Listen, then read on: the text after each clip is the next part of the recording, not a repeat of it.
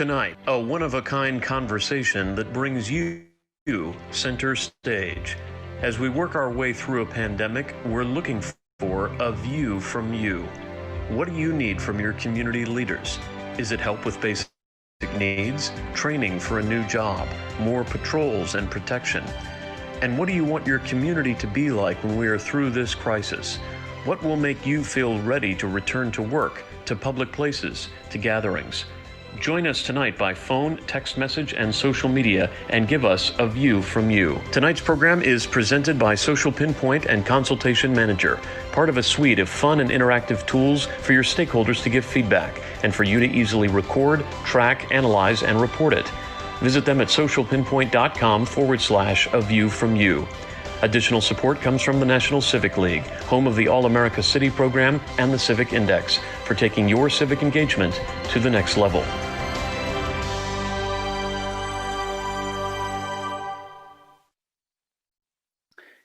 Good evening. In these extraordinary times, we welcome you to an extraordinary conversation. A View from You will allow you to speak directly with key decision makers who can help you make it through this pandemic. At a time when we are all being deluged with information, we are giving you a captive audience with your public servants, and they're ready to listen. Our program is brought to you tonight by Social Pinpoint and Consultation Manager, with help from the National Civic League, telephone town hall meeting, and many others. And we will introduce you to our panel in just a moment.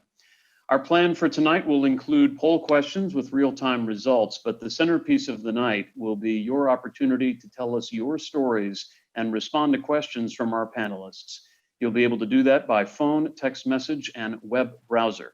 So to speak on air, please call 888-410-3427. You can also call in Espanol 844-881-1317.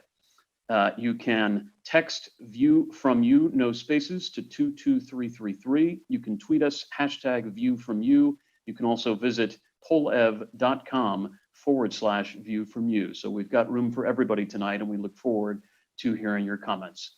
But we will begin tonight by asking you a few quick questions to get a sense of how things are going for you during this time. Those of you who are listening on the phone will get instructions from the operator, and I will walk those of you watching on TV or online through the questions, which you can answer using text messaging or a web browser. So we should have our first question up on the screen, and the question is, where do you live? If you're joining us from the Austin area, you'll text View from You to 22333 to get yourself into the polls, and then once you've sent that text, just send the text A. If you're joining us from Houston, you can text B, Gainesville, Florida, C, Grand Rapids, D, or elsewhere, choose E. These choices reflect our panelists' home bases for the evening.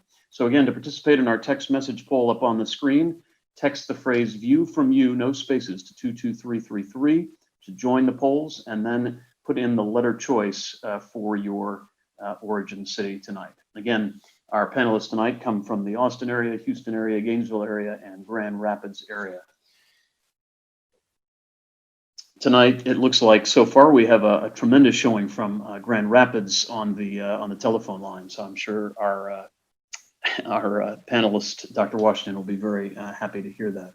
We'll leave this up for just another second, and then we will move on here in just a moment to our next question. We'll go ahead to our next question, and this kind of reflects how a lot of our conversations may start these days. How would you describe your physical health? How are you feeling physically? If you're needing round-the-clock care or medical attention, which of course would be unfortunate, please choose A. If you've been having some symptoms but you feel like you're able to function, please choose B. If you're feeling fairly normal physically, please choose C. So again, this is a question about your physical health. If you feel like you are in particularly difficult straits, please choose A, having some symptoms but doing okay. B, feeling fairly normal physically, choose C. Obviously, there could be people who are not having symptoms and are unfortunately testing positive for COVID-19. We also have folks who have a lot of symptoms but may be feeling okay. It's certainly encouraging to see up on the screen that a lot of folks are feeling okay, and that's true for our callers on the phone as well. We'll move on to the next question. And we now go from your physical health to a question about your mental health. So when it comes to your mental health, how would you rate it? If you feel like you are really struggling mightily and having just, real difficulty kind of getting through the day, choose A. If you'd say you're having a hard time, but maybe you feel able to manage it, choose B. If you feel, sort of neutral, not sure one way or the other, C. Feeling reasonably okay, D. And if you really feel like you're doing particularly well, E. Certainly those who are struggling mightily, we would recommend you to seek out a credentialed mental health care provider to help you through that. Obviously, this is a crisis that has tremendous dimensions, both on the physical and emotional side. So as we can see up on the screen, a number of folks dealing with some emotional challenges, and that's true on the phone as well. Quite a few folks kind of on the fence, but a number of them having a hard time, but feeling like they're able to manage. We'll move on to the next question. So we've talked about physical health and mental health. We want to talk about your economic well-being and ask you how you would describe that. So we know many people have, of course, unfortunately lost their jobs or been furloughed or their work has dried up in other ways. If you are at the point where you're having trouble covering basic bills like rent and food, please choose A. If you feel like your situation is unstable, but you can make it for a few months, choose B. If you are okay now, but not exactly sure what the future for your work will hold, C. And if you feel like you're doing quite well, actually, and things are fairly stable for you, please choose D. So again, A for having trouble making, current bills. B, concerned about it down the road, but generally feel like you can make it for a few months. C, stable now, but don't know how long it'll be that way. Or D, doing particularly well. We will move on to kind of the centerpiece question, which we're going to touch on in much greater depth here in a moment when we take your calls. But what do you feel is the most pressing need during this pandemic for the government to address? And part of the reason we're asking this question is that there are lots of different organizations and agencies and professionals who are responding to this crisis. The medical profession, of course, is responding. Social service agencies are responding. The business community is responding. We want to know specifically what you think is the most pressing need for government to address. So if you feel that they should be focused first and foremost on treating those who are sick with COVID-19, you'll press A. If you believe they should be focused on testing for and tracing COVID-19, B. If you think they should be focused on providing people with financial aid, also businesses and other agencies, you'll choose C. Creating jobs would be D. And there's a possible way for government to help in terms of revisiting some public policy or some ordinances or some statutes and either temporarily or permanently waiving them in order to make certain forms of aid delivery easier. So that would be choice E. Again, treating the sick with COVID-19 A, testing and tracing B, providing financial aid C, creating jobs D, or adjusting the enforcement of certain ordinances to help with care for COVID-19. So it's interesting, on the phone, testing and tracing is getting a significant amount of traction. Roughly about half of the callers on the line are speaking to that. And then that's also the case for the text messages. Well, we appreciate those answers, and we want to next turn to our very distinguished panel. And this panel is going to function a little bit differently than you might be used to hearing from panelists. They will be here primarily to ask questions and to listen. I want to first go to Houston, my hometown, and introduce the first Hispanic to lead the Houston Police Department, a Cuban native who studied public administration and began his career with the California Highway Patrol. He's also chief of the Austin Police Department before taking over the Houston role, and he has held international and national leadership roles among the associations of chiefs of police. I want to say hello to my friend Chief Art Acevedo from the Houston Police Department. Chief, thanks for being with us. Thanks, Dr. Schooler. Thanks for having me. I really look forward to this conversation and really learning from our community what their needs are and how we can do better as public servants.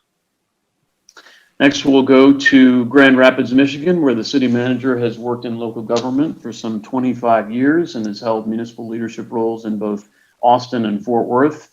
He holds degrees in business administration and a doctorate in education, and he's also an ordained minister. Welcome, Dr. Mark Washington, city manager of Grand Rapids. How are you, sir?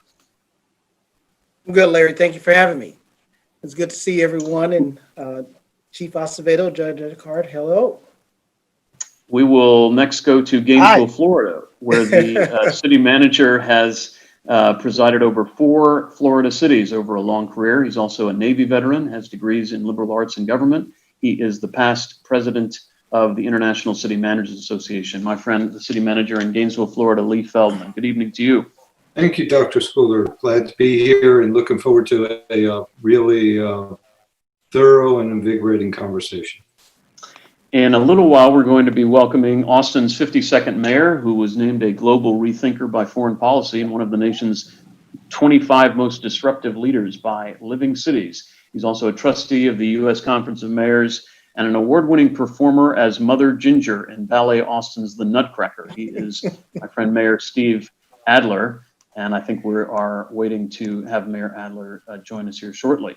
And finally, we welcome a veteran of county government who used her law and public policy degrees to become a Travis County Assistant Attorney and ultimately a county commissioner and county judge. She's also chair of the Texas Conference of Urban Counties, the Criminal Justice Coordinating Council, and the Clean Air Coalition. And we are pleased to have Travis County Judge Sarah Eckhardt joining us. Good evening to you. Thank you so much for being with us. All right. So we are going to get to questions now that we want you to answer, either by phone or text message or Twitter or web browser. And you can see up on the screen the different ways that you can chime in. But I want to emphasize that the public's role tonight is to talk to the panelists. The panelists have some questions that they want you to answer, and we invite you to call in, text in, or post to social media with some of your sentiments. And so I'm going to turn first for the first question to Dr. Washington in Grand Rapids. And I know, sir, that you've been thinking a lot about the timing of transitioning from sheltering in place to, whatever exactly comes next. We don't know exactly what that is. In just a moment, I'm going to put up on the screen the question that you and I talked about a little bit earlier, having to do with what practices or protocols you would like to see, meaning the public, what practices or protocols would the public like to see in place in order to feel safe interacting in public spaces like restaurants, schools, and entertainment venues. So very shortly, the public should be able to see that up on the screen. But Dr. Washington, tell me a little bit about the context for your question before we go to the public. Sure. Thank you, Larry. And again, thank you for having me on the show. As you alluded to earlier, these are very difficult times that we find ourselves in across the world and certainly within our country and even in our state. Michigan is the 6th highest state that has a number of infected people with COVID. And there's tales of different cities throughout our state. We're having that conversation right now where the southeastern part of our state, where Detroit has the predominant number of cases in that area. And on the west side of the state, Grand Rapids, we're fortunate not to have as many incidents of infected people as the southeastern part of the state, but one case is too many, and certainly one death is too many. We have about 2,700 cases in the Kent County area, the county that Grand Rapids is in, and about 48 deaths. And so we have been concerned about both our response, making sure people are safe, their well-being, promoting social distancing, making sure they stay at home. We have a statewide stay-at-home order until the end of this month. And however, we have been slowly reactivating portions of our economy. Schools are shut down, colleges are shut down for the rest of the school year, but we have some essential things that have begun to reopen.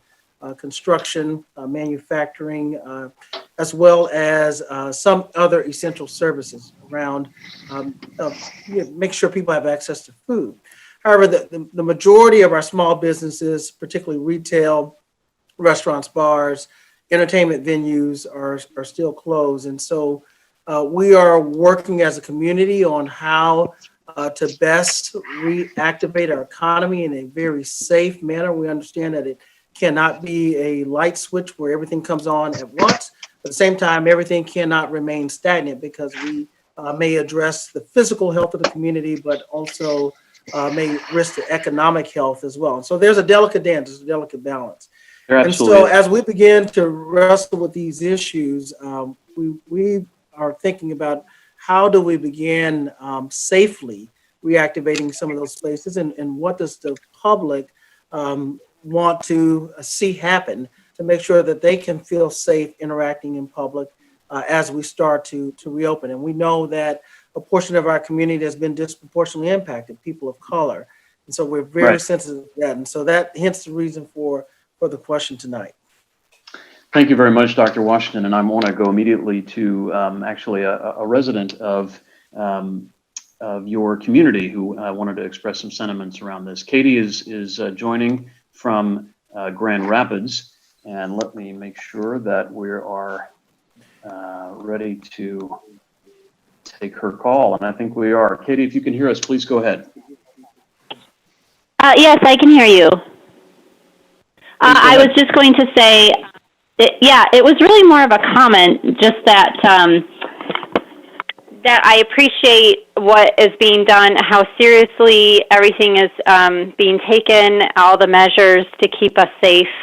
I always say health and safety first, and so I appreciate that you see a delicate balance between, as you were just talking about, that we do need to pay attention to our economy, but that you are, our state in Michigan here, we have been taking steps to keep people safe. One thing I do wonder about is there any ideas what might be happening with schools in the fall in order to keep kids safe and their families safe, and even if the child may not be at risk, they might live with somebody who does. And Katie, I wonder what would make you feel comfortable sending, I'm not sure if you have kids, school-age kids, but I mean, what would you want to see in order to feel comfortable sending your kids back to school? It's really hard to answer that question simply because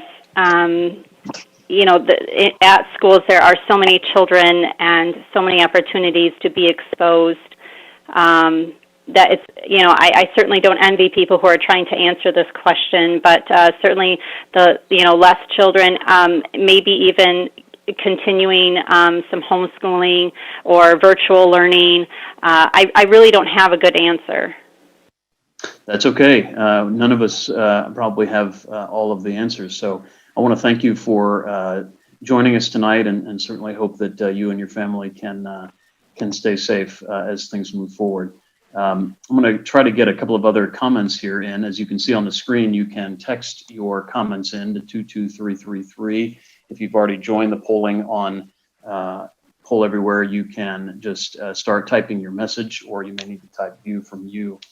We had a comment read to us, a person named Sean in Gainesville, who felt that Gainesville needed to get open back up now. He realizes COVID is serious, but thinks that closing down mom and pop restaurants, but opening, in his words, a strip club in his area is not appropriate.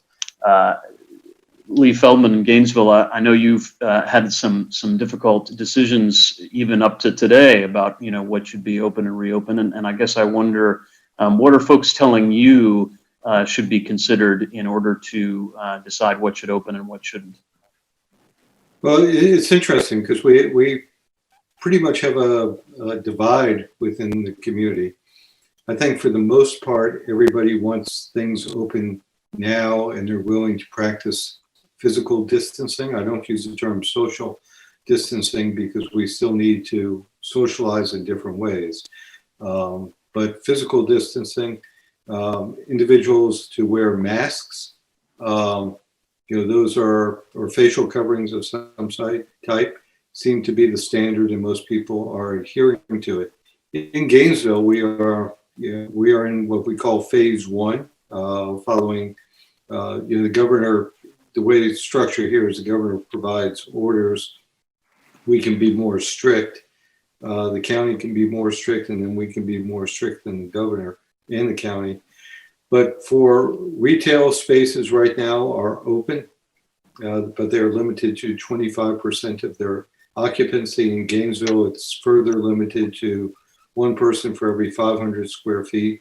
Restaurants are open at 25% occupancy, but encouraged to have outside seating, which is not limited to anything other than the distance for tables. So in an effort to assist restaurants, we're allowing restaurants to either take over portions of their parking lots or on-street parking so that they can expand their outside servicing so people are more comfortable not being in a confined space, but being able to eat out.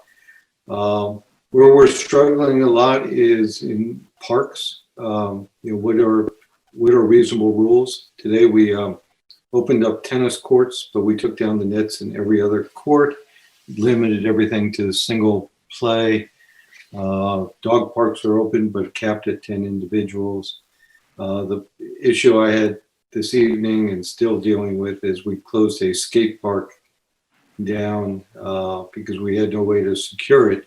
Kids were using it, and we decided to put mulch out in the skate park, and you would think the end of the world is coming. Yeah, those skate parks, the enthusiasts of skate parks are not to be trifled with. I'm going to bring another member of our public who has been standing by. Ralph is on the line from Grand Rapids, and let me make sure I can. Larry, while you're bringing him. Ralph on, can I just real quickly to Katie's response just earlier about the schools, and my wife was on the call today with the school district about their plans for the rest of this year. We're trying to figure out, and certainly we look forward to what will happen in the fall. And I think everyone's trying to figure that out at this time. One of the things that's being challenging for the schools, I think, if like restaurants and retails where you can limit the number of occupants based on size. Well, for schools, if you start shrinking the classrooms, that puts the demand on having more teachers in the classrooms without the use of additional technology. So Right. all of those are resource issues that need to be discussed. I would also. If I can just tack on to Mark, we need to be very conscious of the digital divide that exists in our community, and access to broadband, access to computers. You may have one house that has one computer and 3 kids, but the thing we found a lot is a big issue is ink. These ink cartridges are extremely expensive, and low to moderate income households are struggling to get ink to print the homework assignments. So You never think in this day and age that would be something we would depend so much on, and now here we are. I would be remiss if I didn't give a shout out to Miss Cantalupo and Mr. Holt. They are my 2 sons, kindergarten and 3rd grade teachers respectively, and they've done a phenomenal job of pivoting to distance learning. Let me turn to Ralph in Grand Rapids. Ralph, if you can hear me, please go ahead. Yes. Yeah, my question would be for like Mark here at Grand Rapids. As businesses are opening up and we see, and more future will be opening up, the requirement in Michigan is that these businesses that are opening up must require, I thought, everyone to be wearing masks, whether they're employees or people coming into the business. Isn't that true? And there doesn't seem to be any support. What about these businesses that aren't really enforcing that rule? So thank you for the question. And we are working with a coalition of businesses here in King County, and just did a release yesterday about guidance for workplaces and having safe reentry and safe return to work, where we're encouraging people to take temperatures daily, do daily screenings of their employees, and working with our local health authority. I think personal protective equipment is something that we're trying to resource as much as possible, and we know that some businesses can afford to have that as part of their workforce, but smaller businesses may struggle with that. We are looking at ways in which, as a community, if we as we get resources from federal and state government to assist in perhaps the procurement for some of those businesses that are unable to do that. But then you have the expectation for customers. Not only the employees, but for customers to wear that equipment. And that has been very sensitive in certain places, and particularly in public spaces. Can we actually require the public to wear that kind of protective equipment as they come in. And we've gotten several opinions about our inability to make those requirements. But that is something that we're trying to work through with the various employers here and to assist them in those kind of workplace policies. And it is something that we're all learning together. I want to turn to Chief Acevedo, and I want to point out, you may be able to tell this, Chief Acevedo is in his vehicle. He had to go to a scene and assess it, and we would just want to say an extra thanks. Of course, we appreciate what our law enforcement does for us at all times, but certainly that you would join us in a situation like this is very commendable. Thank you, Chief. Thanks. Good to be on. I'm going to move to a question that kind of relates to safety that was being discussed in the last question there. But I thought you had a particularly interesting angle on this, given your role as a police chief. So if you see up on the screen, we have a question that the chief sent us. In light of the increase in violent crime in many municipalities, do you believe the President and Congress should authorize municipalities to use CARES Act funding to prevent the reduction of police staffing? Chief, tell us more about that. Well, I'm also the president of the Major City Chiefs Association with the 69 large police departments in the country and 9 largest in Canada. And what we're seeing across the nation right now in a lot of our cities is that violent crime starting to creep up. And in my city, our homicides are up significantly, about 50%, a lot of it driven since this COVID challenge by the violence surrounding the drug trafficking activity. There seems to be a reduction in the amount of drugs. So I've described the pandemic from a law enforcement perspective, and I think from a government perspective, as a 3-pronged threat to the community. One is a public health threat from the virus. 2 is the economic threat and damage from the virus, and that's the second prong. And the third prong is the threat to public safety from the increase in crime that we know with economic downturns historically had impacted it. In Houston, we're looking at a budget shortfall that is historical in proportion. It's been a perfect storm, and so my Mayor Turner will have to cancel all 5 cadet classes for the police department next year. He has to cancel the last class for this year. And we're not asking for more CARES funding at this time. What we are asking is for our congressional leaders and the Trump administration to authorize cities to utilize the funding to deal and address the budget issues in terms of the challenges raised by the 3-pronged threat of COVID. And his number one priority is to restore the classes to this very understaffed police department. And I just wonder what the community's priorities would be across the nation in terms of public safety. And that's why I posed that. We can save the classes if we can use some of that funding. Thank you very much, Chief. Excuse me for interrupting. I want to turn to one of your citizens. Michelle has joined us tonight from Houston. And Michelle, if you can hear me, please go ahead and share your comment. Well, I am concerned about the mayor getting rid of those cadet classes because, like the chief said, the uptick in crime. We need more officers. We're the 4th largest city in the United States, and for some reason we keep pushing back more police officers. And, sometimes, you just don't feel safe. And you're not able to see the police visibly in your neighborhood because they're so busy doing other calls. And it's a concern for me. And the officers who are working behind the desks in jobs that could be filled by citizens, I don't understand why those officers can't go out on the streets. And I've always wanted to ask that question. And as far as COVID goes, everyone is adults, and I think everyone has good intentions, and I don't think the government has to treat us like children and make us wear masks and make us do all these other things. And some people just can't afford a mask, or, they don't have a car to get to where the mask giveaways are. And some people have claustrophobia like myself, but I still try to wear one. It's not, I don't think people are malintended whenever they're not wearing masks.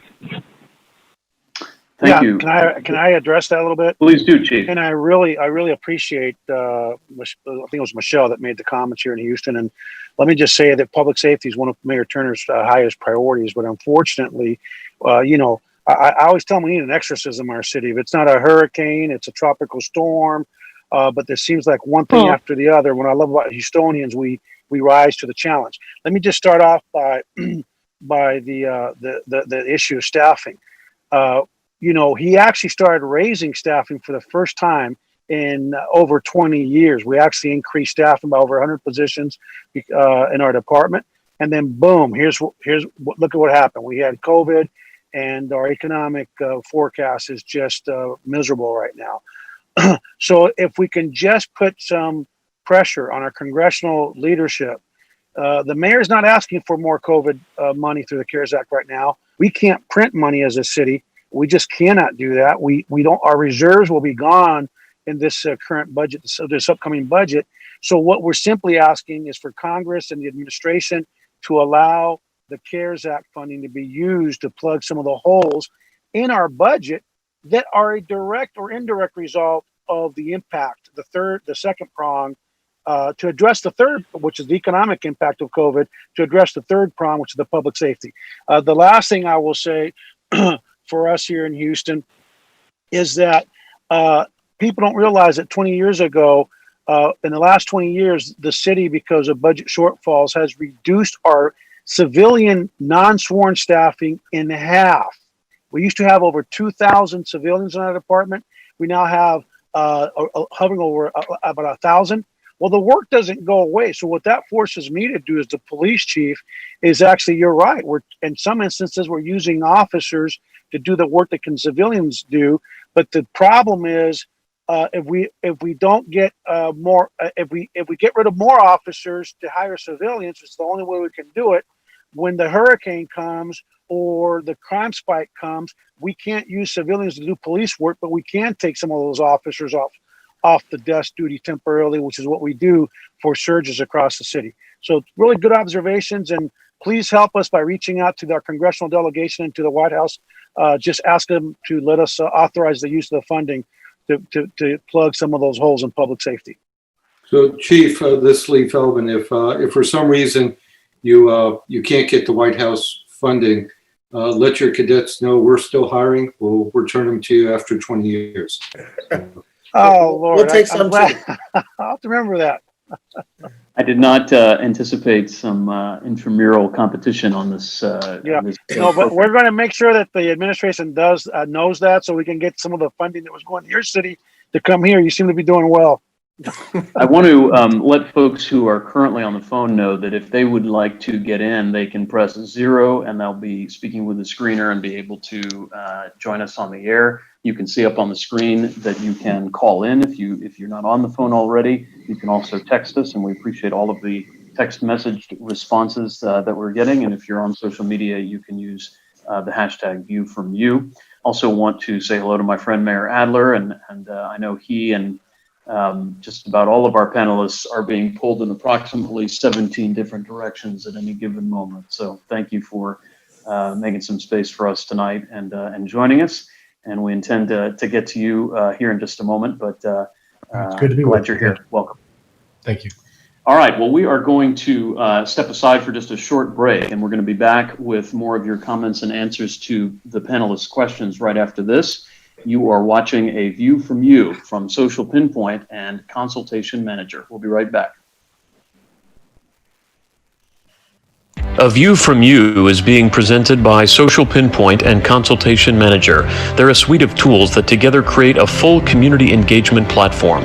Social Pinpoint provides interactive stakeholder engagement tools like interactive maps, ideation walls, surveys, participatory budgeting, and more to make it easy to provide different ways for your community to get involved from anywhere, anytime.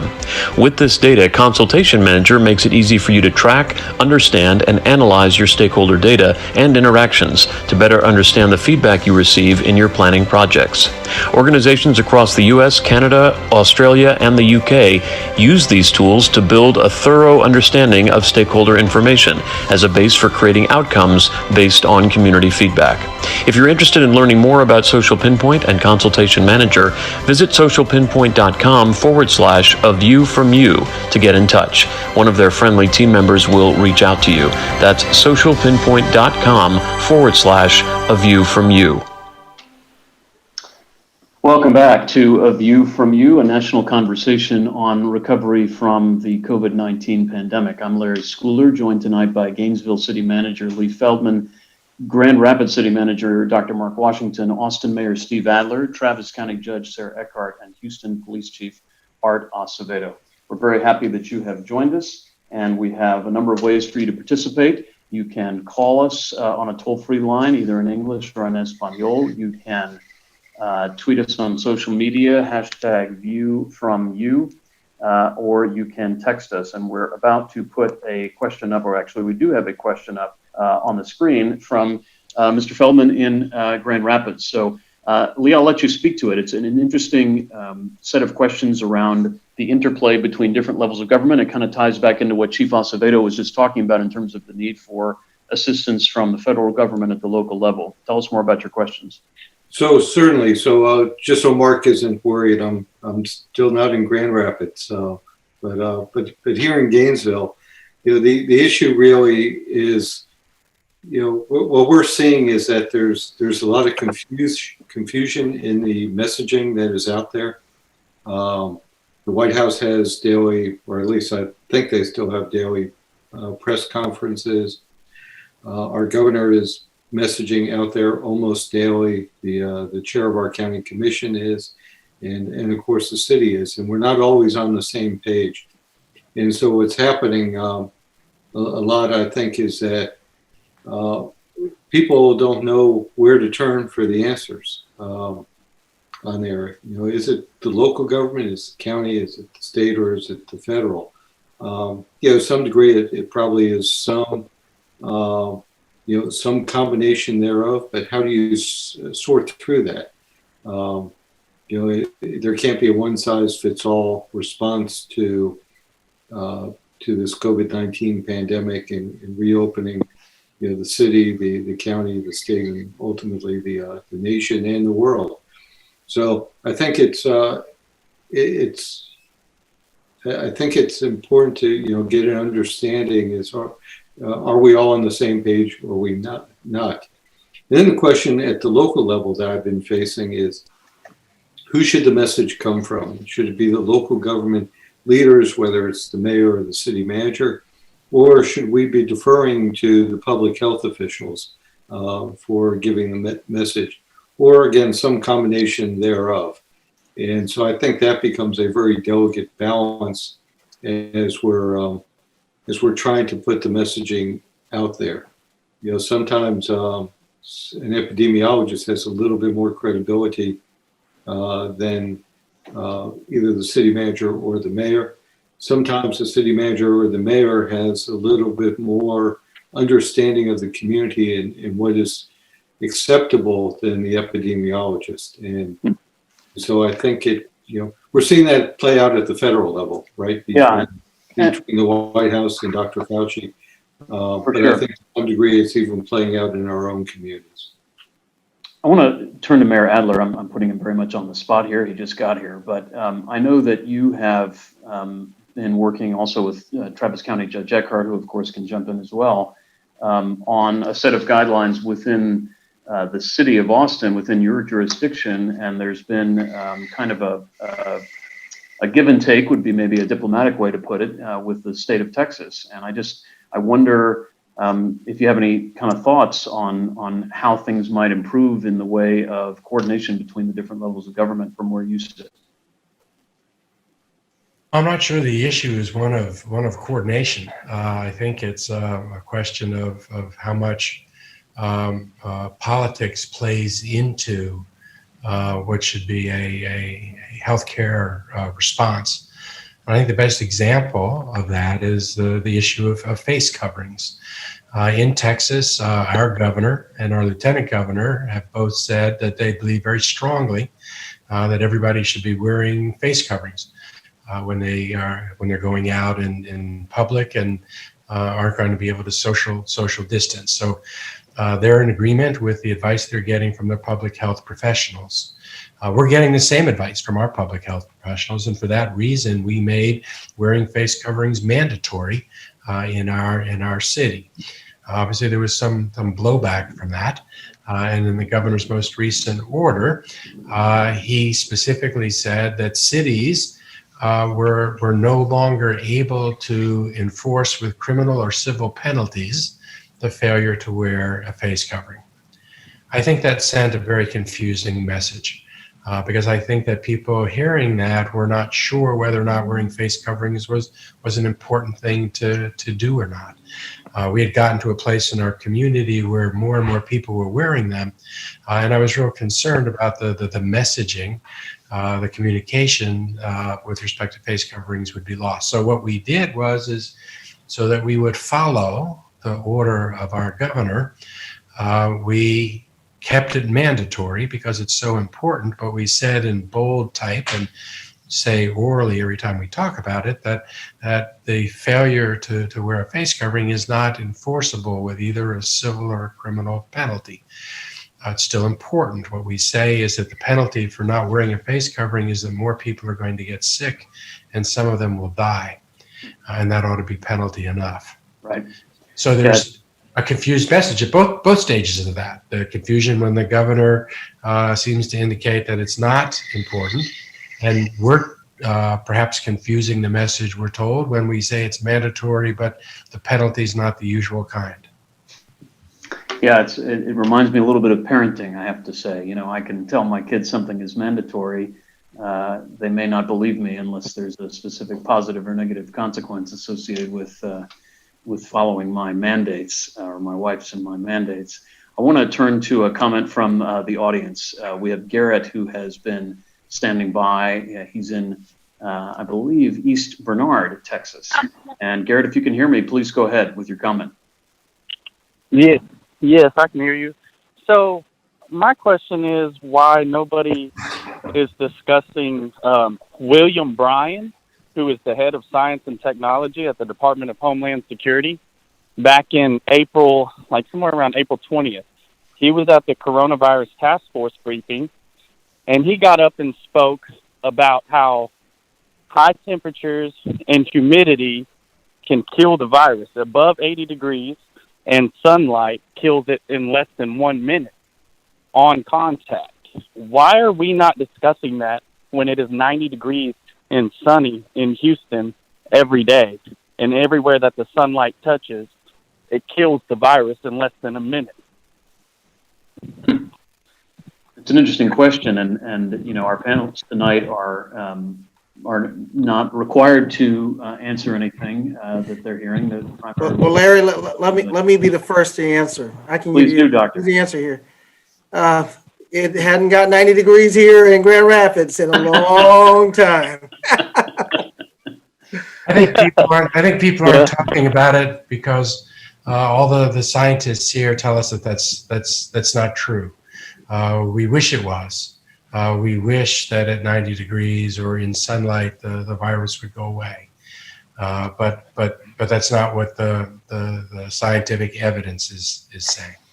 Yeah. I think that, well, I would like to ask you, how much have you actually researched that, what I just told you? So this is Lee Feldman. So I'm in Gainesville, Florida. We've had 90-degree weather. We've had humidity that's been over 90%, and we still have new cases. Yeah, this is Art Acevedo in Houston. Sir, I can say that the virus has a little bit more of a challenge in a hot, humid environment, but it can still survive. And I just had a police officer that was hospitalized just yesterday morning. Right now, it's 86 in Houston, it's hot and humid.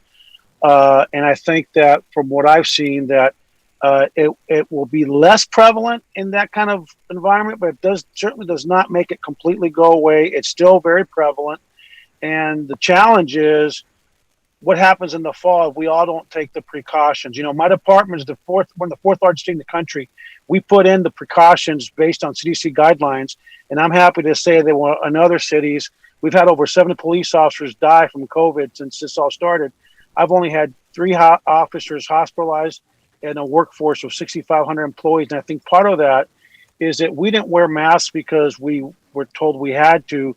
We wore masks, and we've practiced these things because we were told by scientists that is the best defense we have against an invisible enemy. And I really believe our number one chance to make this reopening work, that I pray every morning that it works, is for everyone to just do the decent thing, and that's just to follow the guidelines. Not because you're being told you have to, but because it's a courtesy and it's the right thing to do and the decent thing to do. If we took it seriously, I promise you we'd be much better positioned to continue having the successful opening, not just here in Texas, but across the country. And what's worrying me right now as I drive around this region is a lot of people, as we reopen, they're not wearing any kind of face coverings. They're not following the suggestions. And what worries me is all of a sudden we're starting to see more and more cases in some of the worst days of the virus in terms of spread instead of the best days. And that worries me because I don't want to see this economy shut down again. So I'm gonna just interject so that we can get to some more members of the public, folks. And it's very difficult, I'm finding, to strike a balance between all of the good information you all have to share and some of the sentiments we want to get in from the public. Let me turn to Laura, who has joined us from Austin tonight. And Laura, if you hear me, please go ahead. Hi, I'm sorry. Am I there? Yes, go ahead. Oh, thank you so much. So my question, I'm calling from Texas. So my question is, I suppose, specifically for those from Texas. I know that the governor has put restrictions on what local municipalities and leaders can do on a legal front. So my question would be, do you agree with the way that Texas is reopening? And if not, are there ways that, I guess, Mayor Adler, that you plan to inform the public that it's not business as usual and to ensure that people are staying home if they can? Thank you, and thanks for all you guys are doing. Yes, I mean, if I was governor, I would be doing this a little bit differently. That said, I think there are a lot of people. We know we can shut it down, but we know that the way that we shut it down, we can't sustain for another year and a half. So we're going to have to move back to greater physical interactions. I would like for us to do it slowly. I would like for us to do it in a way we can get the data and the testing and the experience back to make sure we're not on the wrong path. I would have done a little bit slower. I would have waited until we got a little bit more testing and contact tracing in place. But that said, I want the governor's plan to be as successful as it can possibly be. And I feel the same way as Chief Acevedo, that we should all be wearing masks. We should all be doing the social distancing in order to give that its best chance possible. But at the end of the day, our city is looking at the numbers every day to make sure that we don't get on a wrong path. And if we get on a wrong path, we're going to bring it back out to the public who can watch those same numbers with us every day. And we'll have time to be able to react and protect ourselves from a hospital surge. I want to go to Linda from Pflugerville, which is a bedroom community of just outside of Austin. And Linda, if you can hear me, please go ahead. You're on the air. Oh, wonderful. Thank you so much. Hello, Mayor Adler, and hello, Chief Acevedo. We miss you down here. In any case, I wanted to say that I'm a current, thank you. I work at a nursing home, and we have been hearing that nursing homes will be tested, all the employees and all the residents. And I'm just wondering, with so many nursing homes and assisted livings and businesses as such in the area alone, let alone statewide, how in the world are you all going to accomplish this? 1, 2, and I did not hear a timeline or a dateline set as to when this will start. So I was just wondering if you can give me some heads up on that. I've been it makes us a little worried at the home, how things are going to come along. Is it, is it going to be one of those, SWAT team attacks, or are you going to give us notice, or how does that work? I think everybody will have notice. We've already in Austin tested all the employees and all the residents at 9 nursing homes. We are in 4 now. We've tested the majority of the residents and the staff. And we're building out the schedule now to test all of the homes within the next 14 days. That would be all staff and all of the residents. But everybody with notice, not a surprise arrival, but it is an important thing for us all to know where the virus is, so that we can help treat and help people who have it.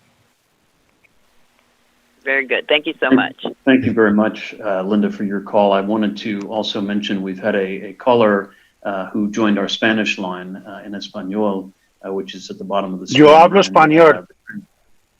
And the translation of her comment was, this is Lourdes from Houston. Since the governor has decided to not fine people for not wearing the mask, could the mayor do something about it? I've seen people all over, specifically or especially at the supermarket, getting close to one another, and those put all of us at risk. So we appreciate that comment from Lourdes in Houston. I want to move to a slightly different topic here in the time we have left, because I think— Can you get me, Larry, can you get me her contact? I want to answer that. I'll do the very best I can, Chief, yes. Thank you. Our question up on the screen is a combination of a few questions I think Dr. Washington and Mayor Adler had sent in. And I think this is at the heart of what a lot of elected and appointed officials are struggling with. And as you can see on the screen, how can we effectively balance public health and safety, especially with populations disproportionately infected with COVID-19, with economic health and recovery? How do we balance public health and safety with economic health and recovery?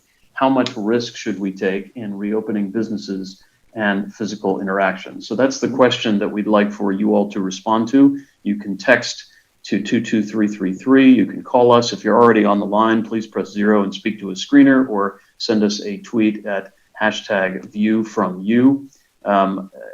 Dr. Washington, I hadn't heard from you in a little bit. Maybe just give us a little sense of where you're sitting with this very difficult dilemma. Well, it's the question of the day, because your Chief Acevedo speak about resources and budgeting, and part of making sure that we have the appropriate revenue to continue government activities and continuity of services is part of the revenue we gain from the economy, a healthy economy. But at the same time, we're trying to make sure we don't do things to worsen health outcomes. And so we have businesses that were the first to close, retail and restaurants and bars and entertainment venues. And we're Beer City, and we do believe in having good quality of life, good social interaction, and it looks like those industries will be the last to come online. And we're just trying to work with our public health authorities and the governor, make sure that we have the appropriate balance in reconciling those two issues in our community. I want to go to a member of the public. Julie has joined us from Grand Rapids in Dr. Washington's backyard. Julie, if you can hear me, please go ahead. Hi, can you hear me? We can. Okay. There's a lot of things I've been hearing everybody say, so some people have addressed some of those things I've said, but I want to say something before I say what I was going to say. What the police officer had said, when we're talking about police, it's not just a matter of we're short on money for police. We have Detroit here in Michigan has like half of the force in lockdown because they're quarantined at different times because they're catching this thing, and it's because they're in constant contact with people. And we have people in our capital wearing 0 masks, and there are thousands of them carrying guns and scaring the crap out of people who are here. And I don't know. I know 8 people personally that have died from this disease. And I think if there's a way for the federal, state, and local governments to all get on the same page and seriously talk about, which I don't see our federal government talking and our state governments all saying, look, we need to wear masks. They're not even setting a good example. Like our governor in Michigan, I know she's serious about people need to wear masks, but I mean, I've heard a lot of people like, why should I wear one? The governor isn't wearing one. I'm like, yeah, but you can't hear her talk with a mask on her face, can you? And they're like, I don't care. She's not leading by example. So I think if they honestly all got together and said, let's all wear masks, this is mandatory, and they actually enforced it. I mean, if you're going to say it's mandatory, and yet I see nobody doing anything to enforce it, and I'm the only one that I see wearing a mask past 35 people on a hike the other day with my kids. And my son has asthma. He could die from this. I'm kind of paranoid. I'm the only one even following the guideline. If you're not enforcing it, there's no point in even doing anything. We might as well all just catch this and whoever's going to die, die. And that's horrible to say, but I mean, if you're not going to enforce the guidelines you're setting, we're never going to open. Or we're going to open and everybody. Thanks, Julie, for your comment. I'm sorry to have to cut you off. We're just a little bit short on time. Dr. Washington, anything you wanted to say in response to what Julie had to say? Yeah, just real briefly, it's a tough dilemma. I think employers have the ability to exercise workplace requirements, so to be very, very responsible in terms of requiring the type of protective equipment that their employees have. And so I think the expectation is really heightened for employers. I think there's a balance between make sure you have appropriate distancing and face covering. And in some instances, you may not have the face covering, but if you have appropriate social distancing, that may be another mitigating factor. And so in terms of the coordination among the intergovernmental coordination, I think we certainly can do better. I think you've seen states try to regionally coordinate areas across the country. I wish I had an answer. I don't. And perhaps someone else who's on the panel who, I guess, Mayor Adler, would you like to be the mayor of the whole United States and mandate? I wish I had a better answer. You don't have to answer that question. So it actually comes down to the ability to enforce, right? So I understand what's going on in Texas, but here in Gainesville, we had an order that basically said employers and customers of retail spaces had to wear masks. But we can't put a police officer at every location, clearly, right? And so we asked the corporate America, large big box chains to help police that by not letting people into their stores without masks. And we got flooded with calls from corporate lawyers telling us that they value customer relations more than any enforcement action that the city might take against them in terms of they'd rather let somebody in than to really turn off a customer for the future. So I think without corporate America getting serious about this too, we're not going to have any good enforcement of facial coverings. I think there's a flip side to that too. Go ahead, Mayor. Real quick, because I agree with that, because I think businesses are real attuned to their customers, which is why I think that a community could force companies to require face masks if the community agreed to not go to retail establishments that weren't participating. And I think we're seeing some of that in Austin, and I encourage that. Forgive me for cutting in there. I want to try to get us in one final question for the time being. I mean, there's so much we could talk about, and hopefully you all will join us for a future broadcast on this topic so that we can cover more of this. But both, I think, Manager Feldman and Chief Acevedo had raised the what have we done well and what do we need to rethink question. And I think it's very interesting to be that reflective. I mean, certainly we'll have plenty of opportunity to look back and determine where government succeeded and where they needed to play a different role. But I think it's helpful for the public to share now where they think the local government and law enforcement have successfully helped them get through this pandemic, and what do they need to rethink. So if you're on the phone and want to weigh in, you can press 0 to speak to a screener, or you can call us toll free at the numbers that are on the screen. You can also text us with the information that's up on screen, or go to the website. You can also tweet us at #ViewFromYou. I'm going to see if I can take a caller that's been standing by. I know that we've had a number of callers who have been waiting for quite a while. Let me go to, let's see, let me try to go to Daniel, who's actually joined us from New Orleans, Louisiana. So I'm going to stand by for Daniel in New Orleans. And if Daniel, if you can hear me, please go ahead. Yes, sir. I hear you just fine. How are you doing tonight? Doing fine. Sir, I'm going to tell you, the $1,200 in the stimulus money is good, but the government should have really started the stimulus money at $5,000 and greater up. As I told the operator who I'm speaking to, when you go to the stores, like to get box food or whatever, in the amounts, the food has been tremendously cut down. The prices have greatly gone up. And seriously, you don't hear of no politicians in Washington, D.C.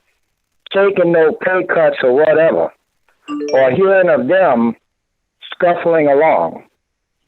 And sir, I'd like to know too, what has the government done to monitor and do for the water systems of changing water filters to keep an eye on this coronavirus, as well as to develop brand new filters that could catch the coronavirus, like in the air conditioned air ducts or whatever. We appreciate the call. There's a lot there to unpack. I want to encourage folks who are with us to continue to give thought to the question that's up on the screen related to what has local government and law enforcement done well, and what do they need to consider doing differently. I would ask our panelists if they could very briefly just share, is there something that you feel like your agency or your local government has done that you either didn't imagine local government would be doing, or that you would like to see your agency improve on in the future? Just do a little of the reflection perhaps that we're asking the public to do in terms of your agency's performance. I'll open it up to any of you. So, hey, can I start, guys? Because I have to get back to this incident. I have to get going. Please so just say that in 34 years of about 8 years ago, I was asked by a guy in Austin what keeps you up at night, and his name is Dale Dudley. He's a radio show guy in Austin. I told him a pandemic. Little did I believe that we'd end up in this situation, and that we'd end up being the social distancing police and the mask police and everything else. But I will say that the one thing that law enforcement has done very well in our city and in most cities is we've navigated the politics, because unfortunately some elected officials have politicized this issue, which is really a public health issue. And I can just say that in our city and most of our cities here in Texas, the police have used sugar, we've used honey, and we've used a lot of love with our community. And in Houston, we have yet to make an arrest, because what we've tried to do is keep people safe and through their consent. So thanks everybody for going on, but I've got to go to get going on the scene. Be safe, everybody. Thank you very much. Take care, Chief. I'm going to, before I hear from the other panelists, just take one last caller that I thought was raising an interesting question. We have Paul joining us from Atlanta. And Paul, if you can hear me, please go ahead. Hi, Larry. Thank you very much for taking my question. I'm really curious to hear what the panelists think about the longer-term changes that they see are possible in our nation as a whole and in the localities where they're serving, in terms of our social life, our political life, our economic life. I know it's a kind of big, long-term question, and we're really focused on the short term now, but my hope is that we don't miss opportunities to make some really great changes and improvements to our great country. Larry, go ahead, Dr. Washington. Yep, I'll respond to both questions briefly. I think on the previous question, I I think we have done a better job, and we're still learning as we go, and we're still in implementation mode. So we haven't had a whole lot of time to do debriefing and assessment, but we've done a better job of seeking compliance, as Chief Acevedo has said, and not over enforcing, and have been sensitive to that there's a lot of education awareness and confusion because you have different orders, different standards from federal government, CDC, state government, local health authorities. So there are a lot of people who are confused. And so we have done well in responding with empathy. And likewise, there have been no arrests that have been made because of any issues related to social distancing. As a matter of fact, we've tried to even de-escalate and have non-sworn officers, our code enforcement officers, help to respond to some of those complaints and seeking education. I think moving forward, our whole narrative and our whole way of thinking about civic engagement has changed. I think it's brought out the lack of, or the heightened, amplified, the digital divide is amplified, where we've had disproportionate health outcomes. That's brought light to that, and it's also made us rethink about environmentalism and sustainability. We see now what is possible around carbon reduction and telecommuting when we have to do it, given people have the tools to do it and have equitably those tools to do it. And many people have talked about the lack of carbon footprint in this environment, and we need to be careful that some of that lower cost, the cost of energy has now shifted from the workplace to some people's homes. And that's an added burden for some people who may not be having the same level of income that they had before, are now having to do things out of their homes. I'm going to have to leave it there for right now. I'm deeply indebted to the panelists, and I wanted to just ask the audience, this is a bit of an experiment for us. As you know, most of the town hall meetings that have been broadcast are meant for the public to call in and ask questions of expert panelists. And by all means, our panelists are experts in their respective roles, but this was kind of a reverse town hall where the goal was to allow the public to be the focus of the broadcast. And so we want to know how likely you would be to attend another broadcast like this one. And so if you're responding via text, you can see the choices up on the screen. Highly likely would be A, pretty likely. All right, folks in our phone audience, we're going to run this last poll here, and you can vote on your phone as usual. We want to know how likely you are with a conversation like this. So you can respond via text message, and those on the phone can also respond via phone. I'm very encouraged by what I'm seeing there, and I want to take the opportunity as we're finishing this out to thank these extraordinarily busy panelists who are serving so selflessly their respective communities. Lee Feldman, the city manager of Gainesville, Mayor Steve Adler in Austin, Dr. Mark Washington, the city manager of Grand Rapids. We were also joined by Chief Acevedo, and we were joined briefly by Judge Sarah Eckhardt, and we appreciate all of them making the time. To the three of you that are still with us, thank you very much for taking some time to converse with your public. We really appreciate that. Fun program, thank you. We want to just give you an indication of how you can kind of stay apprised of what we've been talking about tonight. So we want to actually put one more slide up on the screen before we drop, and then we're going to close out. So if we give us just a second, we're going to show you the website and the way you can be in touch with us.